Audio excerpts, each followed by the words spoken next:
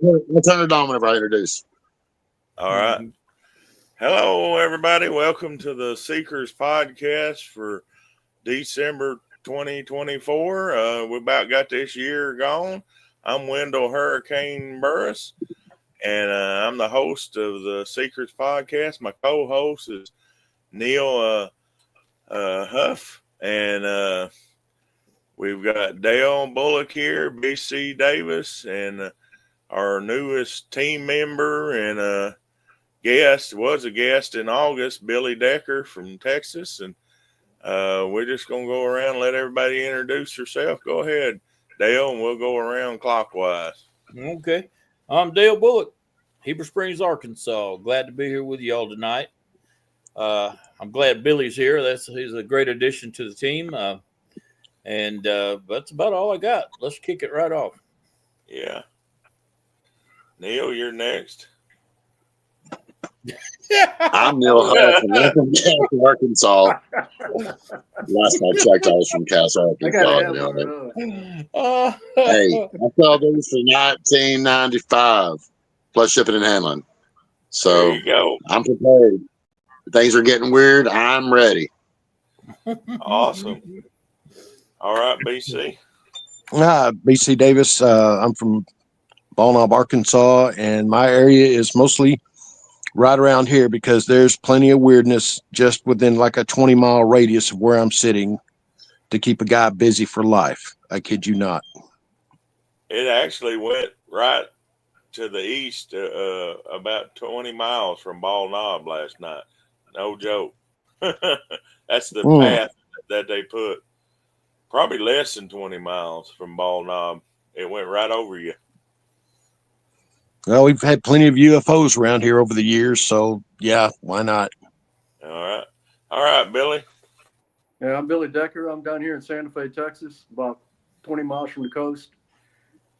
If I got to drive 100 miles if I want to see any activity. That's up like in the San Vista National Forest. That's the last place. The other one when I was with y'all, but Right. nothing going on directly right here.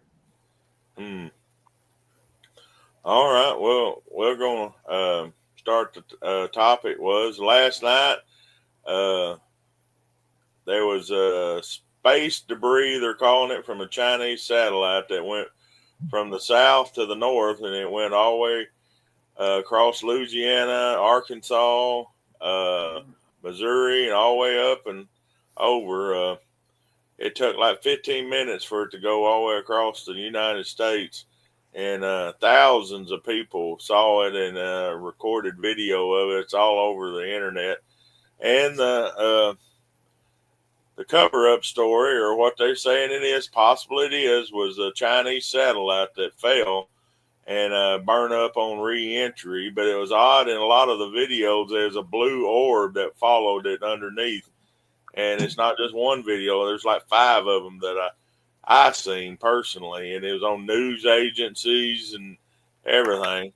It's odd that this occurred after they've seen all these drone footages over New York and Pennsylvania and all around the world, really. In the Philippines, they've seen the drones, or what they're saying is drone. Then they've seen these orb craft that is kind of shaped like a ball with ribs that actually glow and changes shape on it. Then you had a meteor shower that was supposed to be going on during the last 3 days. It's just a lot of odd coincidence. That's why Neil over here, he's ready. He's got his aluminum hat on and got everything prepared. Who knows what's going to happen anymore? It's weird times we're living in. I'm ready to go.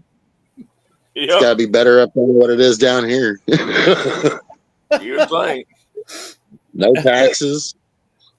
I don't have to spend $3 a gallon on gas. Food will be cheaper. Get free health care. That's really odd that you were saying it went from south to north, because you can get out here on a clear night and you can just, if you're really watching, you can see the satellites come over. Every one of them I've ever seen have gone from north to south, right over the top of me. Yeah, And, this went I've right never reverse. seen one go the other direction. Never have. Yeah. Yeah, a lot of those ones that are in a static orbit that are communication satellites, they just stay in one place. They don't move. Mm-hmm. Yeah. Right.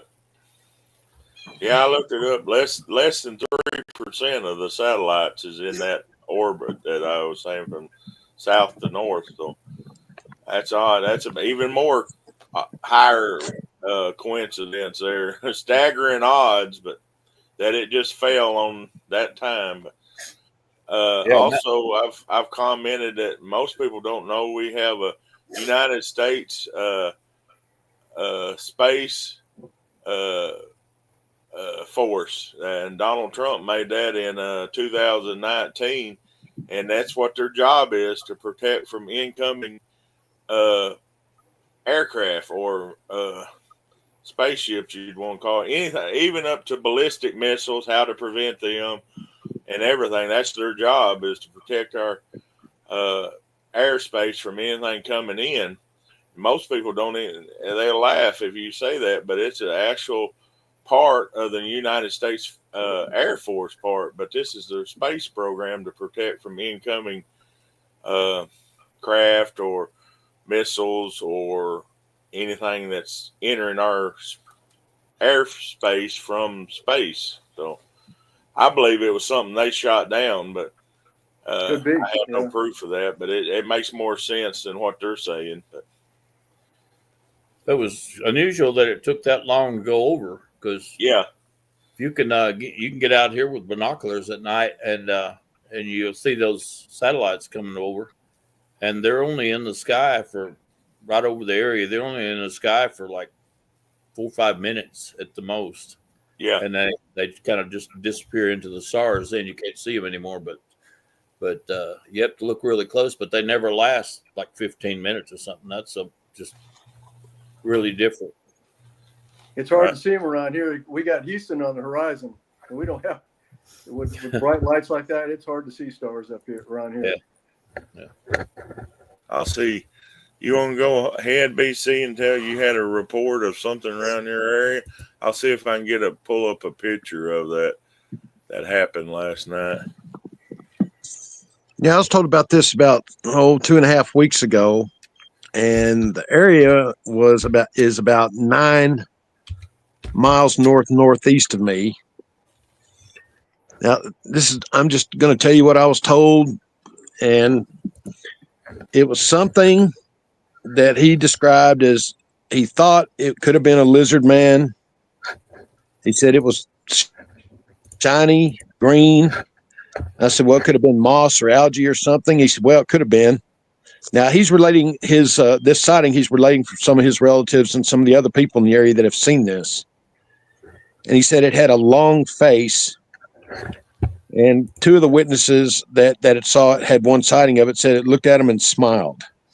But as far as the height, length, whatever, I haven't got back with him. He works at one of those poultry places up in Batesville, and I think he's working 12 on, 12 off, working night shift, and I haven't seen him online in quite a while, but I'll try to get some more description of it, of that from him next time I talk to him.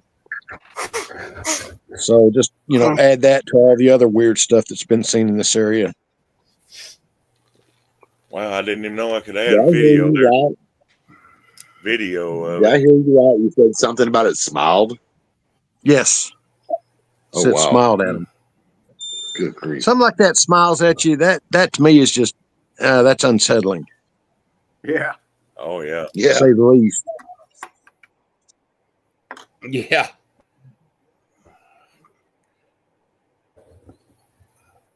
I don't think I could take a lizard man smiling at me. I don't think so. That would. Well, the thing, what gets me about that area is that it's up in the hills. There's some ponds and some wetlands, but not to the extent that would be like where we was down in the Hurricane Lake area.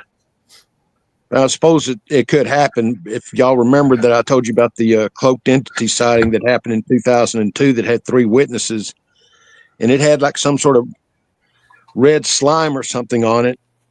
And the next day they went up the hill to where these old rock quarries were, and they saw these little ponds out there that had that same stuff on the surface.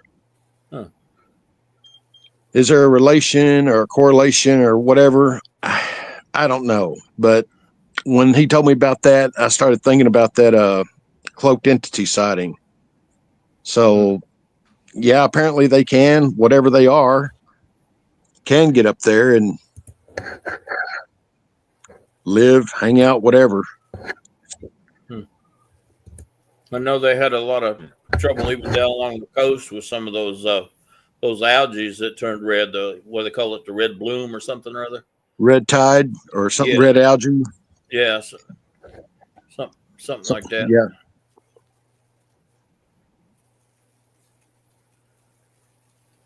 I think the red, at least up in this area, it might come from iron in the soil, but Right. oxidized iron, aka rust. Yeah.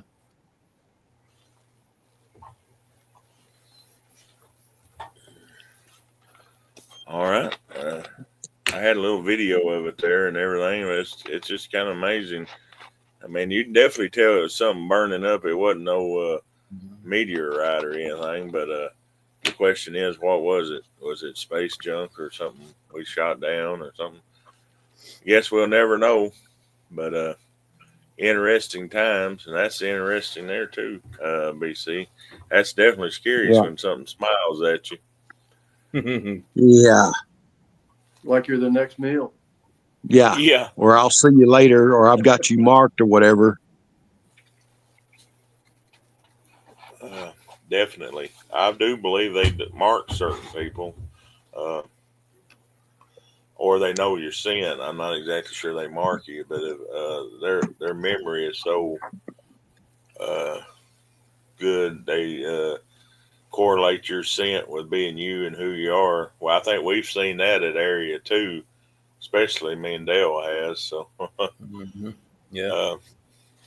Billy, you want to say anything about yours, our new recruit and guest and everything? Everything happened at this last investigation. Anything that you learned or want to talk about, or just anything you want to say? Go ahead. Yeah, I liked the hearing him at night. It didn't seem like they started at 11:30 at night, and that one Friday night, he must have howled about 6 times within 10 minutes. And then Saturday night, he only did it once, but he growled first, and then made that noise. Yeah. But, and then twice when where were we? Wendell, were we by the what do you call the gauntlet? We were in that area. Yeah, just past the pond, and just as we went off to the gauntlet there, Right. and 2 days in a row, it did it at the same place. Exactly. At 2 different times. Well, first day it was about 11 o'clock. We went through there, maybe 12, and then the second day it was earlier, probably 10 o'clock. We went through there, and just as we hit the exact same spot, the same one went off again. That was like the same noise we heard at 11:30 at night. That Yeah. Interesting. Probably the same sentry. Yeah. So, well, remember somebody called camp, and they said no, they didn't hear anything. That was me. I called back to Neil to see if they had heard it.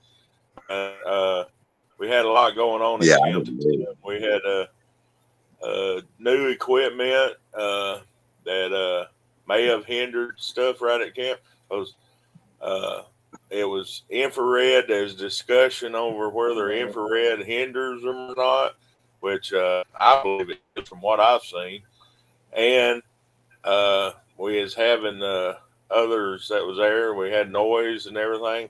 So it was kind of rough for anybody to hear at the main camp. But that was part of the design too, because we were supposed to have a second camp over by Castle Rock, and that just didn't work out this time the way I'd like to. Everybody, things were going on.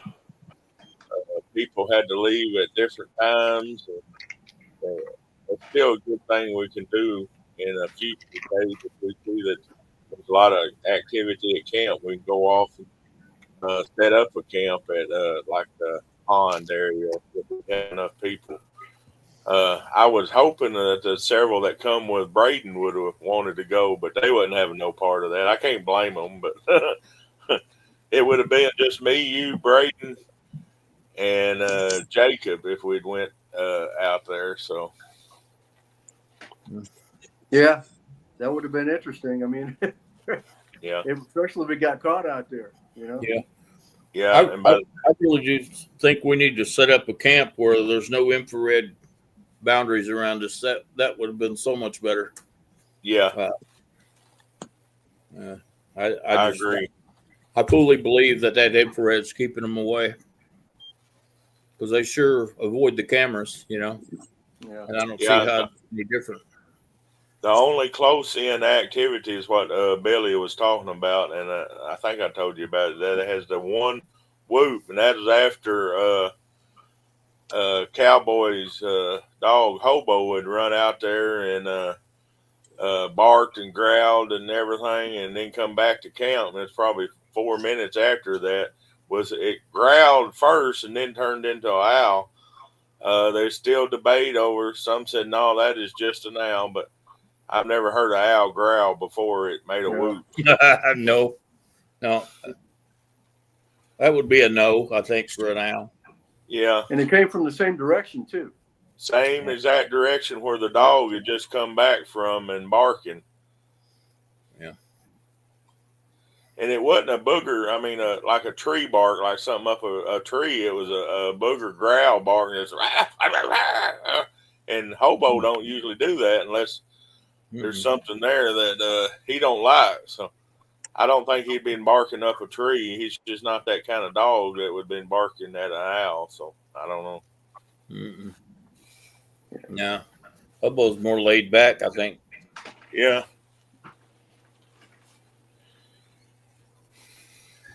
Anything else you want to talk about, Billy?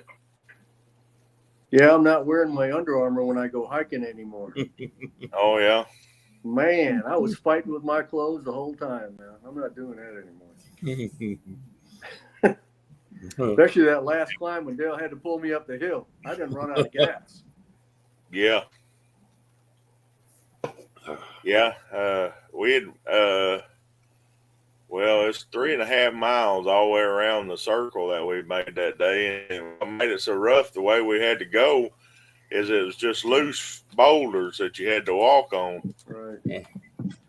And, but it needed done because we've never made that full circle. Now we know for sure that it all connects. And we even cut across. We didn't follow the stream the whole way. You know? Yeah.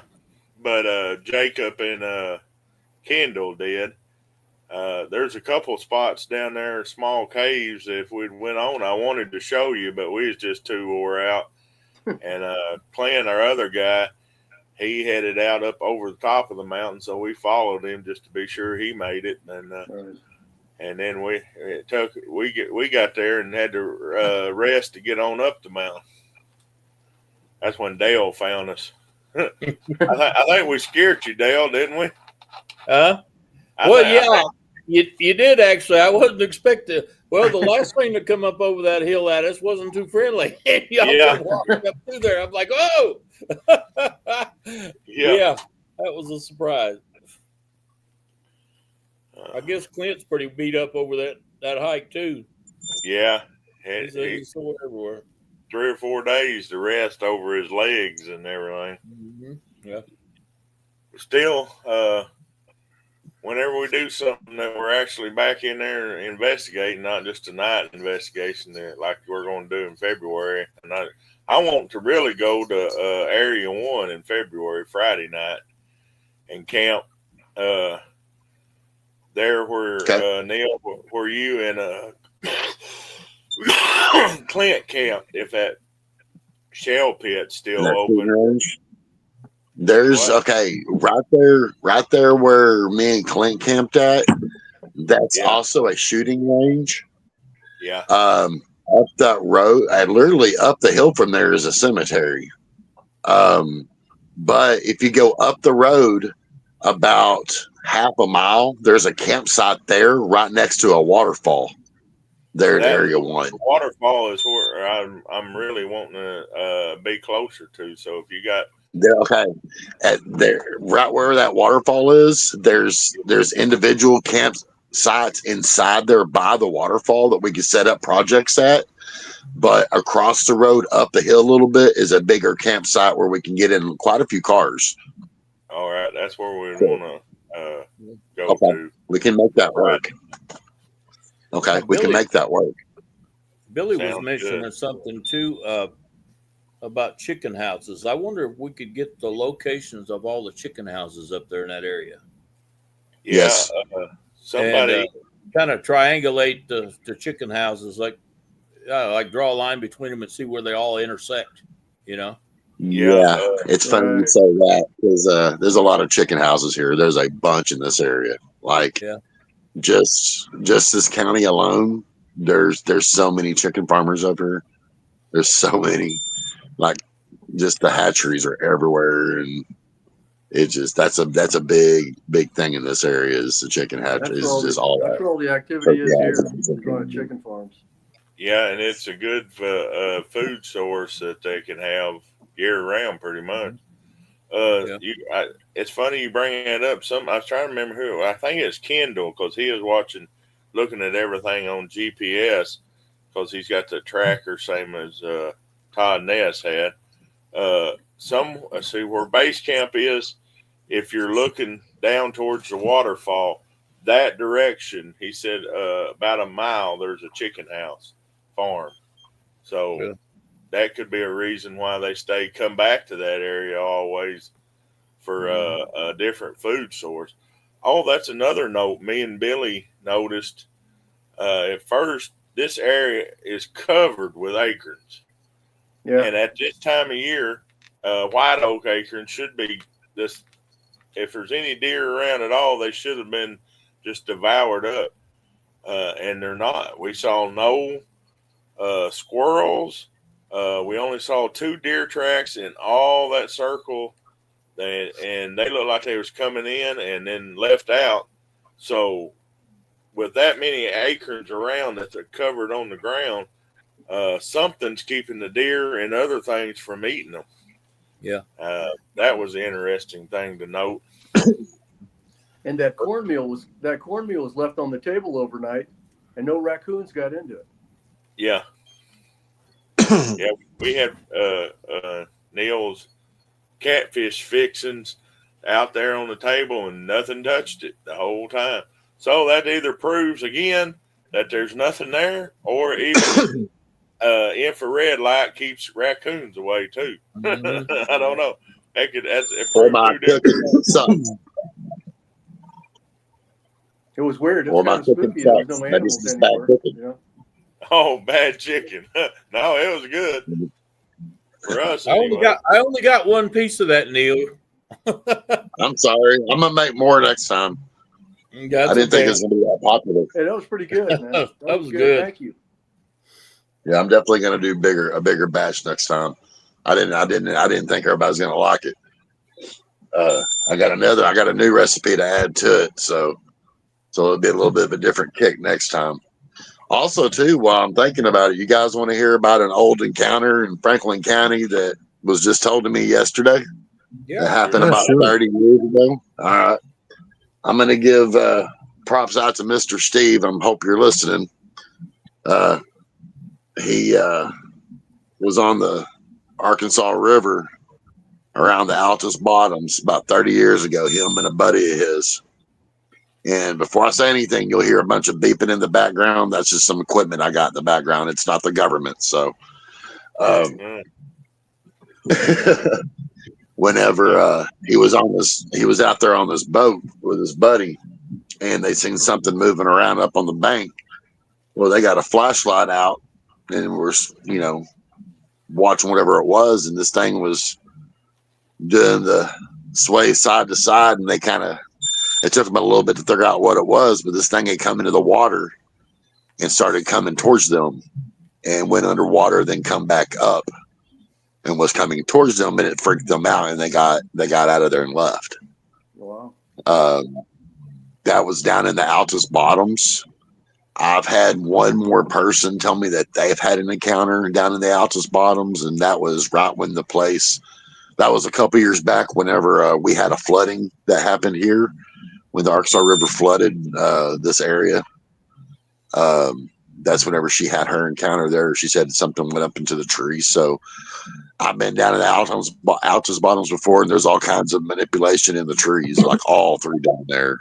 So there's something definitely hanging around the Arkansas River down there. And I just want to give a shout out to Mr. Steve for letting me tell your story. I want to say I appreciate it, man. Thank you.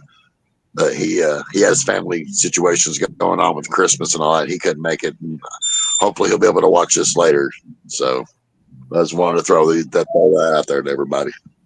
I was going to ask if you ever got to hook up, meet, and talk to him. So that's good. He's wanting to be at our next investigation and the town hall meeting. We need to give promos to it and everything. February 8th at Paradise Pizza, we're having a town hall meeting from 1 o'clock to 3 o'clock. And everybody's welcome. It's free to attend.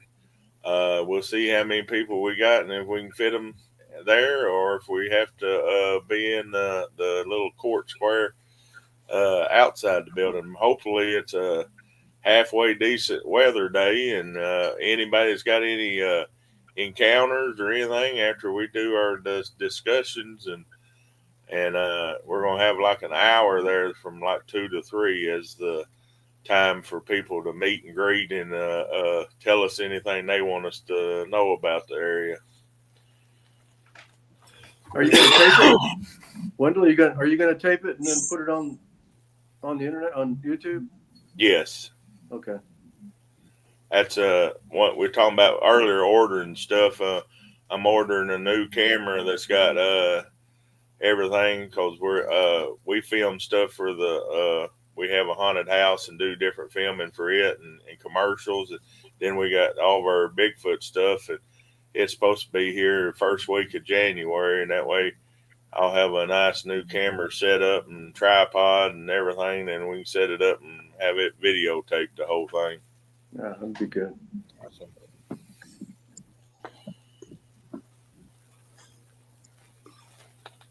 All right. Has anybody had any? Well, Billy done said he ain't got no activity at his place. He's got to move up to 100 miles to the at north. least 100 miles. Yeah. You had anything or heard anything, Dale, around your area? No, hadn't heard much of anything. Been so much rain here the last few days. It's just Right. everything's kind of dampened down a little bit. No deer or anything out here for some reason. I hadn't heard anything just recent around here. The Friday after Christmas, me and Dale's going over to the Jerusalem area. I would probably need to have some kind of orange on, Dale. It's deer season, so that's one of the things I'm hoping. If we run into some of them about lunchtime, we can kind of talk to some of them, see if they've had any activity over there around Jerusalem. Yeah. Do we need to bring fishing poles? Yeah. It should be good there in that reservoir. Yeah. It'll look good.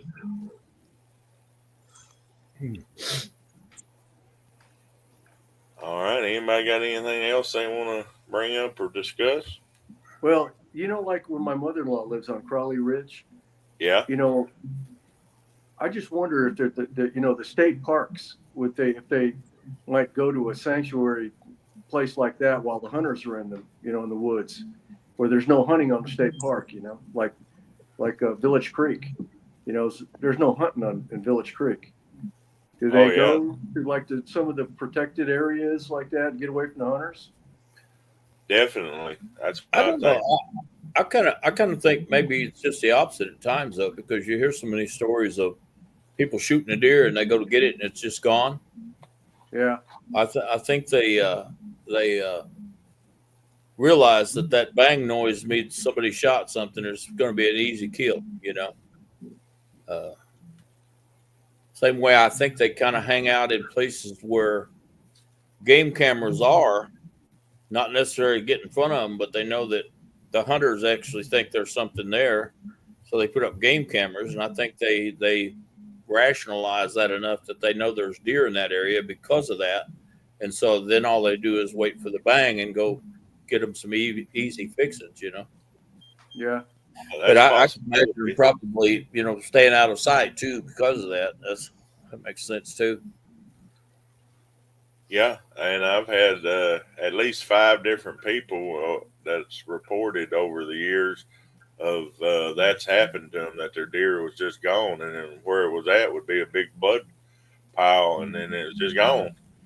Uh, all the way from Michigan to Texas to Louisiana, and the rest of them was here in Arkansas that people was told me out of that 5 that's happened to them. So Yeah, Do y'all have a problem in Arkansas, like with feral hogs, like we have here in Texas?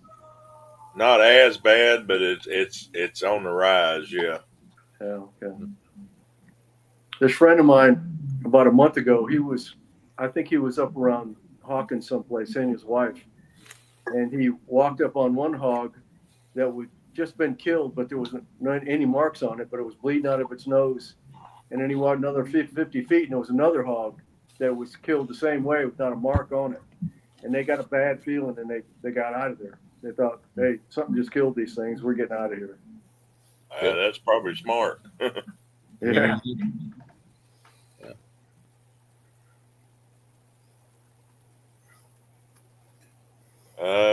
We got a question. What do y'all think is the food sources for Sasquatch? That's a big question. Opportunity. Yeah, Yeah. Anything and everything. Yeah.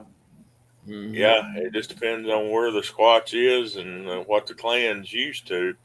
Yeah, everything from berries, leaves, certain barks. All the way, me and Dale seen them. The evidence afterwards of snails, where they piled up snails and ate snails. I don't know of anything else would have done it the way that it was. Is the empty hulls of the snails was piled up 6-8 inches in a little pile. One of the reasons we attributed to that was Sasquatch. About 6 feet from this pile was a butt print. That was up at Dale's area. So it was like it was sitting there on that ledge. That's where its butt print was, and eating them snails. So you put 2 and 2 together. That's it. Also from deer to squirrels. One thing I'll say they probably don't eat, or unless they just had to, and then that's the only thing we saw in Area 2. What was that, Billy? That was alive. Oh, that armadillo? Armadillo. That's the only thing we saw. Yeah. I don't Now, know. the other day on the last investigation, something I meant to tell everybody, I'd forgotten about it. Whenever I had went in there before everybody got there, I had come across a big old group of turkey that was rolling through there, probably about the halfway point of getting into base camp. But they took off over towards to the right, you know, towards the bluffs. So, but that was something else too that I meant to tell you guys. I forgot all about it till now. So, yeah, that's good to know. Well, that was the only game in the whole area then. Yeah. Well, we know that they like beaver too. Yeah, we know they like beaver. Yeah. Yeah. Cause and That's like what, the third beaver skull we found up there on that mountain. yeah, Kind of an that's odd the place for beaver skull. odd thing on top of a mountain away from the water. You go there and there's beaver skull all the time, or the whole skeleton. We found one whole skeleton that was in the cedar tree there. So Jonathan found it the last investigation. That's strange. How does a beaver get in a cedar tree on top of a mountain? Really? Yeah. So, and then I'll go back to my buddy Robert Swain at Conway. He's went out and had reports of them actually flipping dumpsters over at the edge of Conway out to where that lady. I need to contact her back, see if she had any more sightings at Mayflower. that's about the area where he's had them come out of dumpsters and stuff. People report them. So any food source that's easy to get to, I think the Squatch are pretty much eat. It's probably like us. There's certain stuff that each Bigfoot or each clan ain't used to eating that another one is, but depends on the times and how rough everything is what they'll eat. Even instances of them flipping over great big rocks. Yeah. To get frogs, snakes, whatever's underneath the rocks. Mm-hmm. Yeah, there was a report up on the northern end of Lake Sam Rayburn of a gangly-looking Sasquatch dumpster diving at a marina. Yeah. So they probably do dumpster diving. Yeah, there's a church not quite a quarter mile to the west of me that's their dumpster's been flipped over a couple times. It was usually after a potluck or some gathering like that, and it was flipped totally over, and it's a big dumpster. So yeah, that's just right down the street. Man. Yeah. So, and you're over there in the area with the three-toed. Yeah. Well, they're over there by a friend of mine's house. Matter of fact, I told him about that, and he's the one that I told you that there was something whistling for his dogs at night coming from the woods. Wow. Yeah. He said that I think there's like two dogs were trying to get back in the house, got back in the house, and another one was trying to charge out there to it, but he wouldn't let it go. Right. That's so. I firmly believe that they eat pets too. Oh yeah, certain ones of them.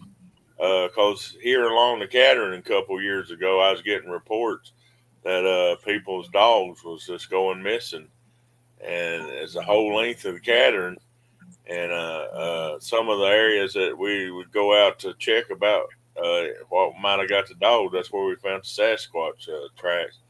Now, I can't prove that the Sasquatch was doing it. It might have just been correlating, at the same place at the same time, but it sure pointed to that. That's what was happening with them.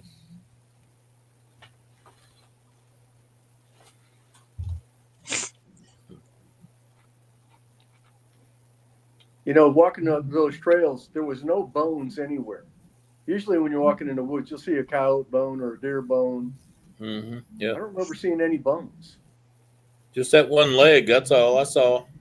Well, there was that other kill up the road up there, but I didn't. Yeah. I didn't stop and look at it or anything. But that deer bone was I'm interesting. Glad you brought that up. That's another reason that it is a good area too, is because the cops or game wardens or something brings deer carcasses, any kind of roadkill, and piles it there at the beginning of area too. Is that right? So they do it on purpose. Yeah, they may do it on purpose to keep something occupied, Yeah. Not hungry, not wanting to go out and scourge at people's yards. Why go out when you got everything right there delivered to you? Yeah, they might be in conjunction with all those chicken houses, like give them something to eat besides chicken. Yeah. A little variety.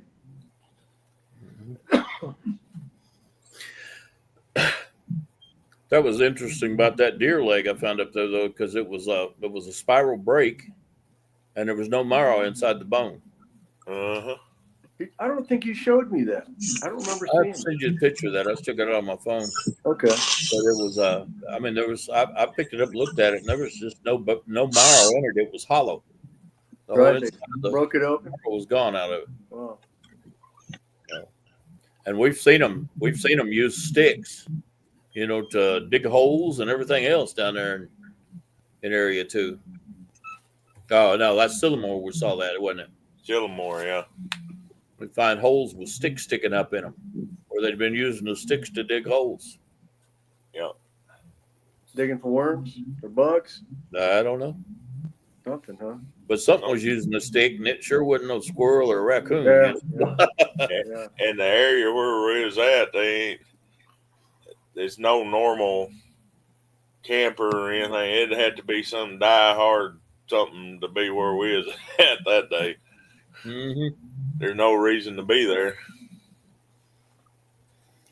And to see it repeatedly, we found one in a tree that was that way. That's what I figured they was doing, was digging for bugs, and then we found some that was just stuck into the ground that way. Yeah.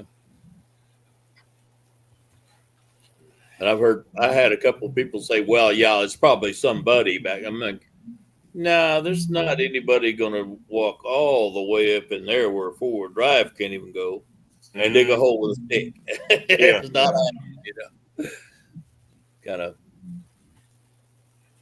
Well, that's just recapping our two major areas here.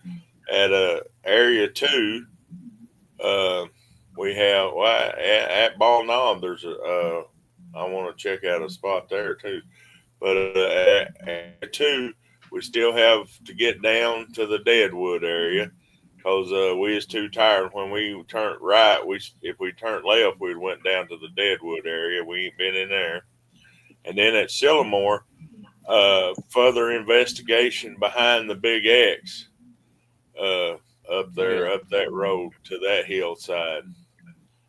I don't know when we'll get to it, but that's our things that we want to do. And at Ball Knob, we want to check out. We've been invited with the Drunken Cryptids to look at their area at Ball Knob, but also where we was at that bridge and found the little tracks at Ball Knob. Before you get to the pond, I want to check that out more out there to the right, I guess you'd say, if you're looking at the bridge. Yeah, because we found tracks right up the middle of the greater ditch up alongside the road, right in the mud. Yep.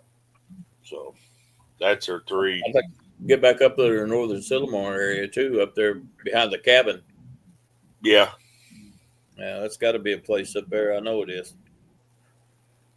Yeah, I think that's where a lot of them at Sillamore went to, is over to the north unit, because they started having reports after the south unit was burnt all the way up to 56.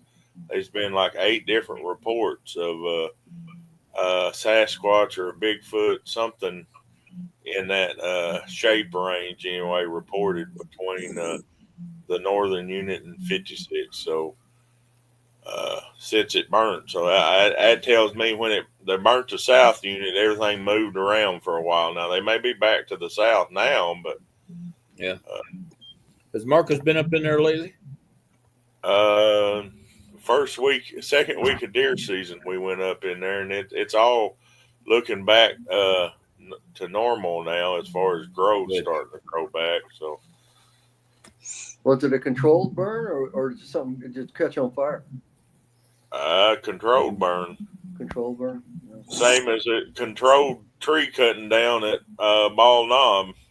Yeah. Funny that it happened to be both places is where we have narrowed down that Squatch was staying.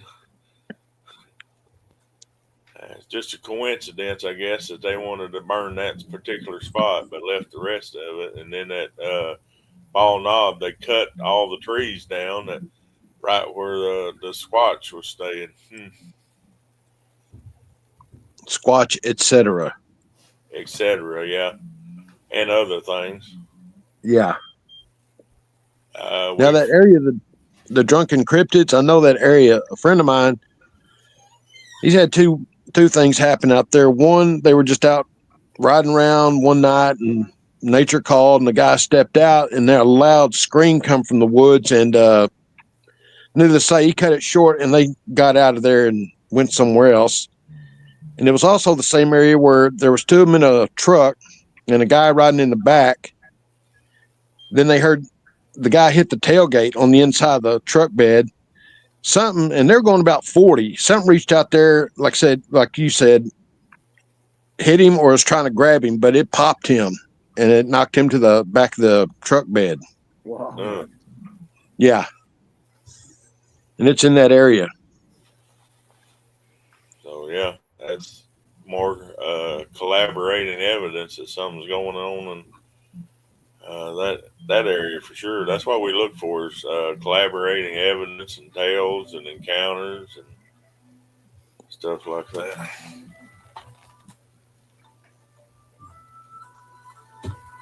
Yeah, if you go up farther up that road to the east, you veer a little north, get to a little town of Russell, and there's been all kinds of sightings in that area, both in the hills and down in the lowlands. Russell and Bradford in that area. Right. Yeah. I've never been to Russell. I don't guess I know where Bradford is. Though. Well, Russell's like halfway between Ball Knob and Bradford. Really? Oh, okay. Yep.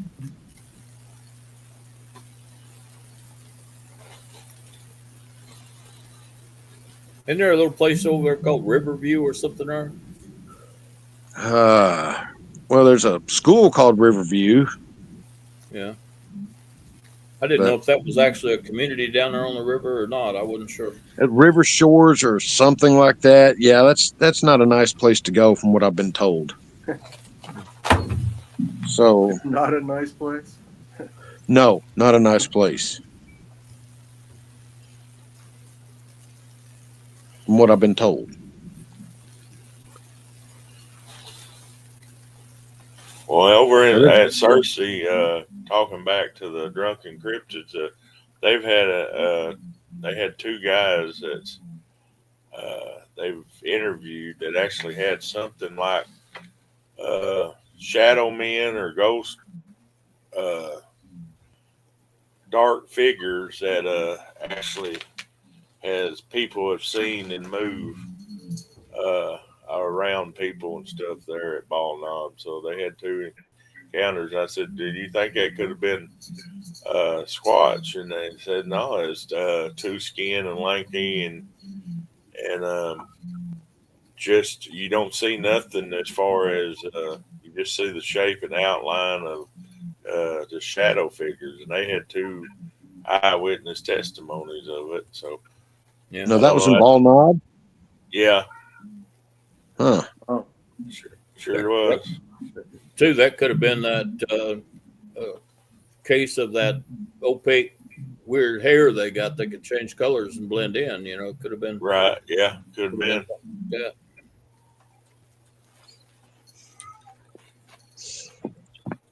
Well, just more weirdness in this area, and there's plenty of it. Yeah. That seems to be a one of the hubs in Arkansas of weird stuff to happen. Yeah, window area, as somebody referred to it. The other one's down towards Ouachita Mountains. There a lot of weird stuff goes on there, and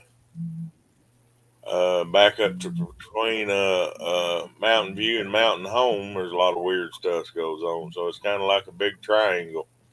Anywhere we're in or around them spots, you could have some kind of activity going on. hey Wendell, do you know of some caves that are in the Mountain View area? What? Caves in Mountain View area. Yeah, there's all kinds of caves in Mountain View, and when Robert and I it's back in August when we went to talk to that lady from Newcastle. I wanted to talk to her later. She told me to call this one guy, and he said I think I told you this, Dale. Yeah. That when you, I'm going to call him back, get more information. That when you want to drive into Mountain View, there's some kind of resale shop there or antique store, and you go, "Hey, where are the caves?" And he'll pinpoint you right to the caves. This guy Bill, I can't think of his last name, said these caves are massive, and I didn't know if you knew about those caves up there. But I'll call that guy and I'll get more information about it, find out what the name of that store is and what's the guy's name. Yeah, you need to get the name of the store because antique shops and stuff like that, they're every place up there at Mountain View. Yeah, that's what I was fixing to say.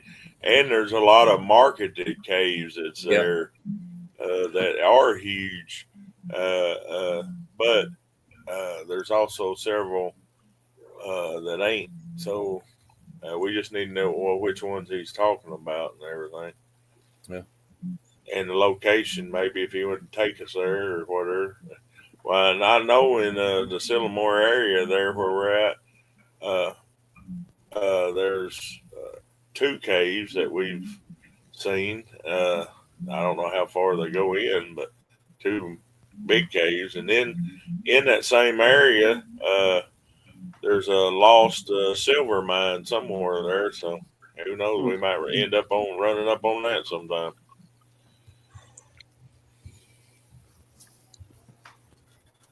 But that's their. I would say one of their main habitat deals is to be able to stay in a cave.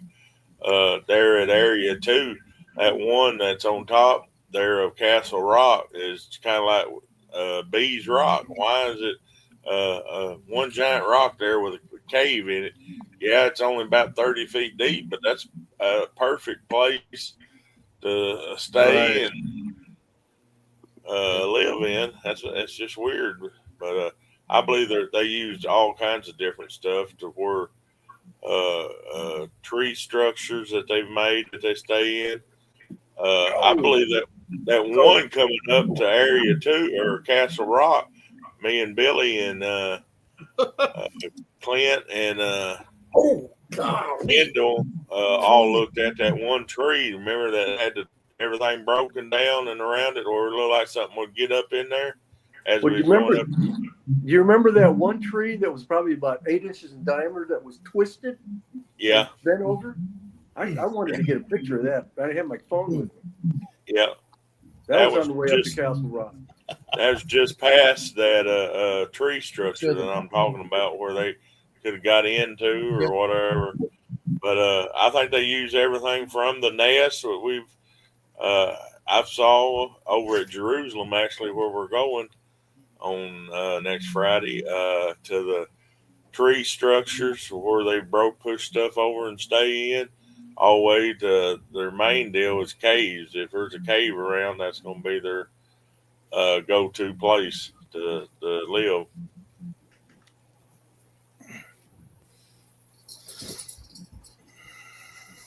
All right. Anything else anybody got that they want to bring up? Got anything you want to say, Neil, about the town hall meeting in that weekend, which is February 7th, 8th, and 9th? We're going to do an investigation. So Friday night, we're going to stay at Reading. Anything else you know about anything? What I would say is if we're going to be up there a couple of days, if we're going to do one at Reading, you said something about going to Area 1, right? Yeah. So if how many days total are y'all going to be here? As far as like how many nights camping are y'all going to be here total? Friday night and Saturday night. Okay.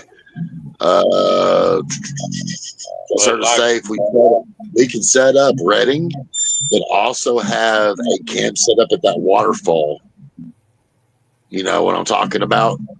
Yeah, that's what I was kind of wanting to do, to have the camp at Reading for any, a lot of people can't get in and do everything, so that'd be a good place for them to stay and meet. Perfect. And we go with our vehicles to the waterfall area and stay there till, who knows, let's see what happens. I don't know, 10, 11, 12, and then come back ready. Okay. I think it's a perfect idea. How far is this Reading's Park from where Area 2? I would say probably driving 30 minutes, a little bit less than 30 minutes. Do what now? Turn off and go to the woods. You just keep going straight up that road, right, Neil? That's correct, yes. Okay, that's what I thought. Okay.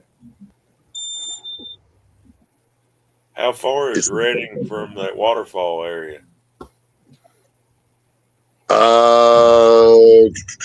There's, if we go in through that one place is a bridge. Yeah. I would say we could probably less than 15 minutes. Okay, that's what I was thinking. I was just trying to be sure my bearings was the same, and yeah, I need to put together like some packets just that way we can hand them out to everybody that's there. That would put them in their own big one, just in case they get lost or get out by themselves. That way, because those back roads back here, they do get twisted. You will get confused where you're at and run out of gas and get lost. So I don't want that happening. So Right. So I do need to put something together. So Sounds good. Yeah. Work on that, and yeah, that's the plan anyway. yeah. I can't think of anything else really. That's about it. What'd be the chances of renting that big cabin up there for everybody? The one up there at Oh, wait a minute. I'm thinking of a different place. Never mind. Never mind. That's Yeah, what I say. that's There. at Devil's Den, but I'm thinking of Devil's Den. Never mind. I was confused. Okay. the one where we stayed, Robert Taylor and them was going to rent, where me and Neil and Clint went that one time. What is it? Neil on top of the mountain there. He stayed in the cabin. You brought your camper.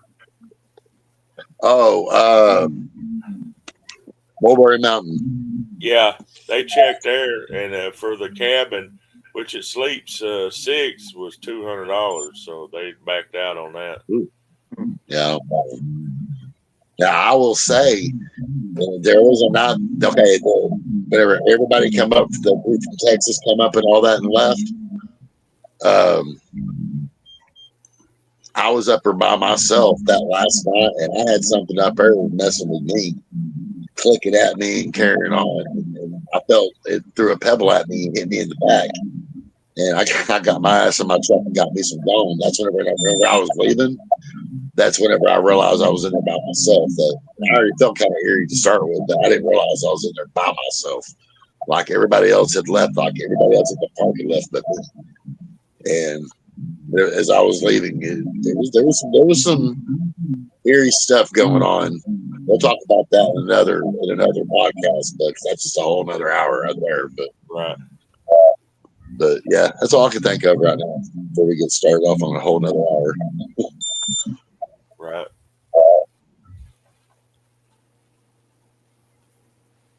Well, all right. It's the time anybody got anything they want to bring up. We're approaching our hour mark here, so and then we'll have our closing statements. You got 4 minutes here. Anybody got anything? Final comments on anything?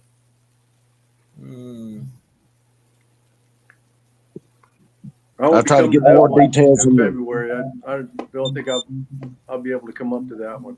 Right. But I'll come to the next one. That's why I was hoping you were going to video that way I could watch and see what all the local people would. That's what Dale was telling me about. All the local people are going to be there telling about their encounters with it. That's what That's what we're hoping. I guess I need to get some people that I think that are in areas that's definitely going to have encounters. I'm taking advantage of knowing some people and having access to a certain group of. I just know some people that know some people in a certain area, and I'm going to use that to my advantage. So hopefully that'll increase what we have showing up there too. So that's what I'm hoping for. Question, Neil, do we need to get some flyers printed up? Is that something you could put up around there, or? Yeah, that would be a good idea. All right. You even thought of that. That would be a good idea. I don't know. I can get them printed. I guess I could mail them to you. Okay. All right. Hey, you know what, man? When I was in that travel center and I told the girl that I was buying breakfast from that I was going to meet some guys and go up to the mountains look for a Sasquatch, I said, we're going to look for something unusual. She goes, Bigfoot? And I went, yeah. She went kind of, yeah, okay. Like, it was no big deal, Yeah. Yeah. I think everybody up there believes in them. Yeah, I'm sure they'd let us put up a flyer. Yeah, well, I can guarantee a flyer can get put up at Logan's Travel Center. I know somebody that worked there. I can guarantee that. All I'll leave it at that. I can guarantee. I'll get flyers put up around. When Paradise Pizza opens back up, go in there and chat with them and see what there's. I'm figuring it around at least 50 people. So I done talked to her and she she wrote her name down. I told her that you'd be coming in to just check bases when they open back up. Okay. That's not a problem. Not a problem at all. Sounds good. Yeah, she said they'd probably open up like middle of January again. Okay.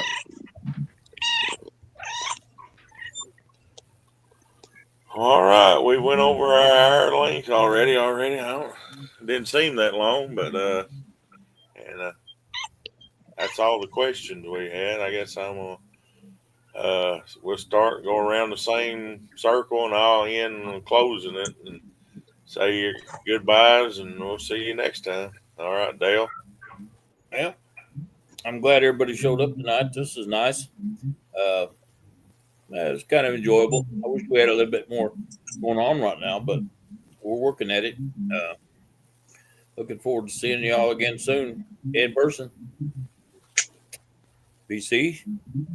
Merry Christmas, Happy New Year's, and if I hear anything, I'll let you know. Awesome. Billy? Well, thanks for having me again. I appreciate it. I like hearing about what's going on up there. Really nothing going on down here yet, but I like hearing what's going on in Arkansas. All right. Neil? Like always, it's a pleasure. And I'm going to get to work on these packets. So that's not to people for the next investigation. Little maps and where I need the hot spots for. So I'll start getting to work on that. Sounds good. All right. This is the close of the Seekers podcast. Again, I want to thank you for tuning in and checking with us. Want to wish everybody a Merry Christmas and a Happy New Year. And as always, if you have any encounters, message one of us here, and we can all we'll let somebody know about it. Neil's ready for the incoming maybe invasion, or who knows what's going to happen around here. It's getting crazy around here. I bought my ticket in Express. I'm ready to go. Ready to go. Amen. Go. Lots going to change this next year. Maybe everybody will have a little bit more money and opportunity to be able to go do more investigations. And if you have any encounters or anything that's going on, let us know at Arkansas Boys at gmail.com or message us on Facebook at the Falcor Bigfoot Investigations, or leave a comment at the Seekers podcast on YouTube. You can comment anytime on there too. So we're looking forward to seeing what happens, and we'll just go from there and keep on working and trying to solve these mysteries. See y'all later. Thanks for tuning in. All right, bye, y'all. Bye, Bye, guys.